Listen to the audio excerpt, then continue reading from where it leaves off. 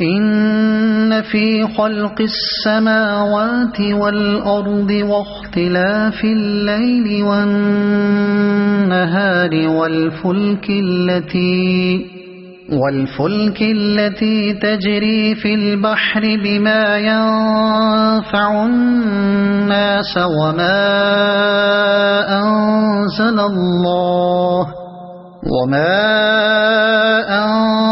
الله من السماء من ماء فأحيا به الأرض بعد موتها وبث فيها من كل دابة وتصريف الرياح والسحاب المسخر بين السماء والأرض لآيات لقوم يعقلون۔ اس حقیقت کو پہچاننے کے لیے اگر کوئی نشانی اور علامت درکار ہے تو جو لوگ عقل سے کام لیتے ہیں ان کے لیے آسمانوں اور زمین کی ساخت میں، رات اور دن کے پیہم ایک دوسرے کے بعد آنے میں،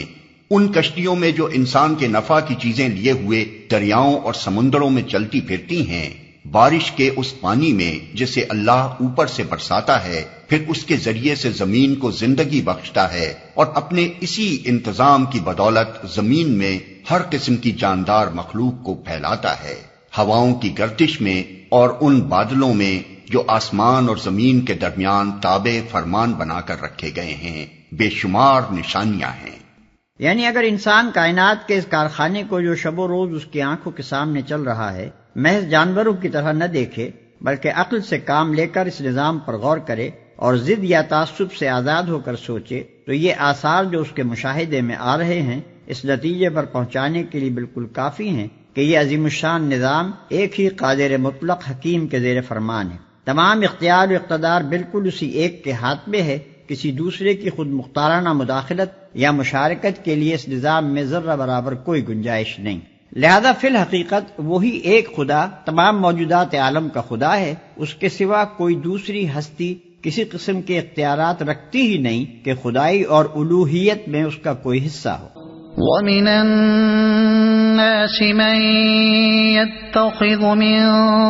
دُونِ اللَّهِ أَندَادًا يُحِبُّونَهُمْ كَحُبِّ اللَّهِ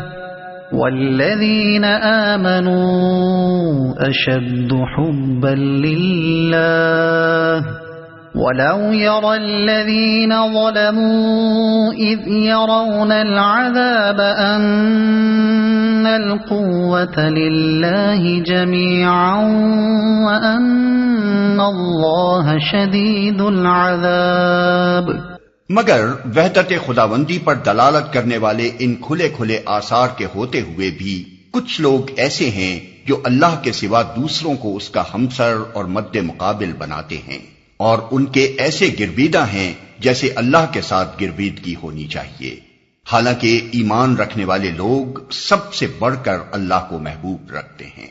کاش جو کچھ عذاب کو سامنے دیکھ کر انہیں سوچنے والا ہے وہ آج ہی ان ظالموں کو سوچ جائے کہ ساری طاقتیں اور سارے اختیارات اللہ ہی کے قبضے میں ہیں، اور یہ کہ اللہ سزا دینے میں بھی بہت سخت ہے۔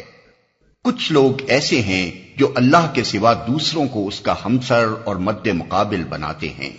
یعنی خدائی کی جو صفات اللہ کے لیے خاص ہیں ان میں سے بعض کو دوسروں کی طرف منسوب کرتے ہیں، اور خدا ہونے کی حیثیت سے بندوں پر اللہ تعالیٰ کے جو حقوق ہیں وہ سب یا ان میں سے بعض حقوق یہ لوگ ان دوسرے بناوٹی معبودوں کو ادا کرتے ہیں۔ مثلا سلسلہ اسباب پر حکمرانی، حاجت روائی، مشکل کشائی، فریاد رسی، دعائیں سننا اور غیب و شہادت ہر چیز سے واقف ہونا، یہ سب اللہ کی مخصوص صفات ہیں، اور یہ صرف اللہ ہی کا حق ہے کہ بندے اسی کو مقتدر اعلیٰ مانیں، اسی کے آگے اطراف بندگی میں سر جھکائیں، اسی کی طرف اپنی حاجتوں میں رجوع کریں، اسی کو مدد کے لیے پکاریں، اسی پر بھروسہ کریں، اسی سے امیدیں وابستہ کریں اور اسی سے ظاہر و باطن میں ڈریں۔ اسی طرح مالک الملک ہونے کی حیثیت سے یہ منصب بھی اللہ ہی کا ہے کہ اپنی رعیت کے لیے حلال و حرام کی حدود مقرر کرے، ان کے فرائض و حقوق معین کرے، ان کو امر و نہی کے احکام دے، اور انہیں یہ بتائے کہ اس کی دی ہوئی قوتوں اور اس کے بخشے ہوئے وسائل کو وہ کس طرح کن کاموں میں کن مقاصد کے لیے استعمال کریں۔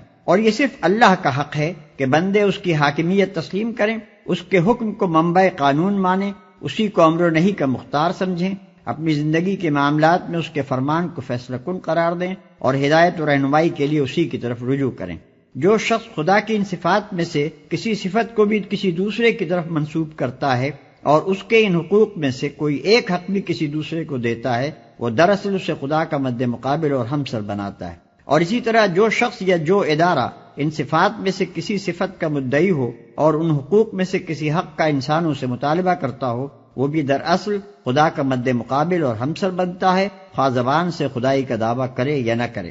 ایمان رکھنے والے لوگ سب سے بڑھ کر اللہ کو محبوب رکھتے ہیں۔ یعنی ایمان کا اقتضا یہ ہے کہ آدمی کے لیے اللہ کی رضا ہر دوسرے کی رضا پر مقدم ہو، اور کسی چیز کی محبت بھی انسان کے دل میں یہ مرتبہ اور مقام حاصل نہ کر لے کہ وہ اللہ کی محبت پر اسے قربان نہ کر سکتا ہو۔ إذ تبرأ الذين اتبعوا من الذين اتبعوا ورأوا العذاب وتقطعت بهم الأسباب وقال الذين اتبعوا لو أن لنا كرة فنتبرأ منهم كما تبرؤوا منا كذلك يريهم الله أعمالهم حسرات عليهم وما هم بخارجين من النار۔ جب وہ سزا دے گا اس وقت کیفیت یہ ہوگی کہ وہی پیشوا اور رہنما جن کی دنیا میں پیروی کی گئی تھی اپنے پیروں سے بے تعلقی ظاہر کریں گے مگر سزا پا کر رہیں گے، اور ان کے سارے اسباب و وسائل کا سلسلہ کٹ جائے گا۔ اور وہ لوگ جو دنیا میں ان کی پیروی کرتے تھے کہیں گے کہ کاش ہم کو پھر ایک موقع دیا جاتا تو جس طرح آج یہ ہم سے بیزاری ظاہر کر رہے ہیں ہم ان سے بیزار ہو کر دکھا دیتے۔ یوں اللہ ان لوگوں کے وہ اعمال جو یہ دنیا میں کر رہے ہیں ان کے سامنے اس طرح لائے گا کہ یہ حسرتوں اور پشیمانیوں کے ساتھ ہاتھ ملتے رہیں گے مگر آگ سے نکلنے کی کوئی راہ نہ پائیں گے۔ ہم ان سے بیزار ہو کر دکھا دیتے۔ یہاں خاص طور پر گمراہ کرنے والے پیشواؤں اور لیڈروں اور ان کے نادان پیرووں کے انجام کا اس لیے ذکر کیا گیا ہے کہ جس غلطی میں مبتلا ہو کر پچھلی امتیں بھٹک گئیں اس سے مسلمان ہوشیار رہیں اور رہبروں میں امتیاز کرنا سیکھیں اور غلط رہبری کرنے والوں کے پیچھے چلنے سے بچیں۔